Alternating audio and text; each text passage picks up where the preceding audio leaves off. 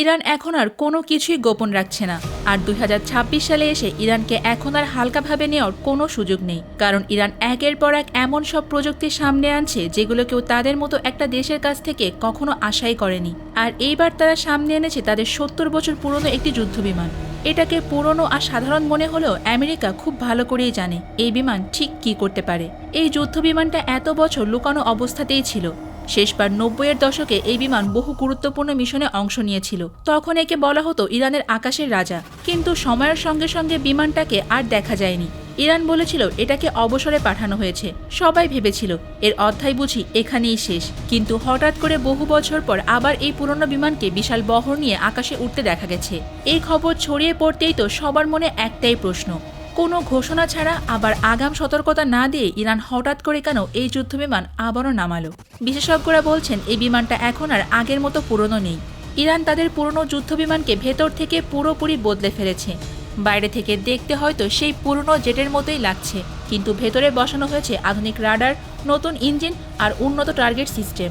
সহজ ভাষায় বললে পুরনো শরীরের ভেতরে ঢুকিয়ে দেওয়া হয়েছে নতুন যুগের আধুনিক প্রযুক্তি। ইরান প্রকাশ্যে ঘোষণা দিয়েছে তাদের আকাশসীমা এখন পুরোপুরি নিরাপদ। কেউ যদি এই সীমা লঙ্ঘন করে তাহলে তাকে কঠিন জবাব দেওয়া হবে। এই বিমানে বসানো হয়েছে রাডার জ্যামার সিস্টেম, যার কাজ শত্রু স্যাটেলাইট বা ড্রোনের সিগন্যালকে অচল করে দেওয়া। একই সঙ্গে আছে C3 টার্গেট লকিং সিস্টেম, যার মাধ্যমে একসাথে 9টি টার্গেট চিহ্নিত করে আক্রমণ চালানো সম্ভব। আর এখানেই আসে সবচেয়ে গুরুত্বপূর্ণ বিষয়, ইরান এই প্রযুক্তিগুলো একা তৈরি করেনি। এর পেছনে রাশিয়ার বড় ভূমিকা আছে বলে মনে করা হচ্ছে। কিছুদিন আগে রাশিয়া ইরানে MiG-29 এবং Su-35 ফাইটার জেট পাঠিয়েছে। বিশেষ করে Su-35 যুদ্ধবিমানকে বলা হয় আকাশের শিকারী। Su-35 যুদ্ধবিমানের সর্বোচ্চ গতি ঘন্টায় প্রায় 2400 কিলোমিটার, অর্থাৎ শব্দের গতি দ্বিগুণেরও বেশি। এতে রয়েছে থ্রাস্ট ভেক্টরিং ইঞ্জিন, যার কারণে এটি আকাশে অসম্ভব রকম কৌশলে দিক পরিবর্তন করতে পারে। শত্রুর মিসাইল লক করলেও মুহূর্তের মধ্যে দিক ঘুরিয়ে পাল্টা আক্রমণ চালাতে সক্ষম এই বিমান।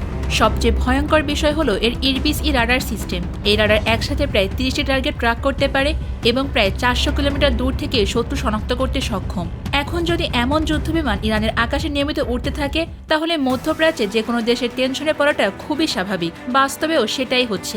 ইসরায়েলের প্রতিরক্ষা মন্ত্রণালয় পর্যন্ত বলেছে ইরান রাশিয়ার এই সামরিক জোট আন্তর্জাতিক আইনের লঙ্ঘন। অনেক বিশেষজ্ঞরা মনে করছেন ইরান তাদের পুরনো যুদ্ধবিমানগুলো রাশিয়ার প্রযুক্তি ব্যবহার করে আপগ্রেড করছে, কারণ এই ইরানি বিমানের ইঞ্জিন আর রাশিয়ার MiG-29 বিমানের ইঞ্জিনের মধ্যে আশ্চর্য রকমভাবে মিল পাওয়া যাচ্ছে। তাই এখন প্রশ্ন উঠেছে, ইরান কি বড় কোনো কিছুর প্রস্তুতি নিচ্ছে? যখন ইরান এই পুরনো যুদ্ধবিমান দিয়ে মহড়া শুরু করেছে তখন সেটা কোনো সাধারণ প্রদর্শনী ছিল না। এটা ছিল এক ধরনের স্পষ্ট বার্তা, আমরাও প্রস্তুত। ইসরায়েল খুব ভালো করেই বুঝেছে ইরান কেন এই বিমানগুলোকে আবার সামনে এনেছে এবং কাদের উদ্দেশ্যে এই বার্তা দেওয়া হয়েছে। ঠিক এই সময় রাশিয়ার পক্ষ থেকে MiG-29 ও Su-35 যুদ্ধবিমান ইরানে পাঠানো হয়েছে। এই পুরো ঘটনা প্রবাহ দেখার পর ইসরায়েল একের পর এক সংবাদ সম্মেলন করেছে এবং বিষয়টিকে আন্তর্জাতিক আইনের লঙ্ঘন বলেও দাবি করেছে।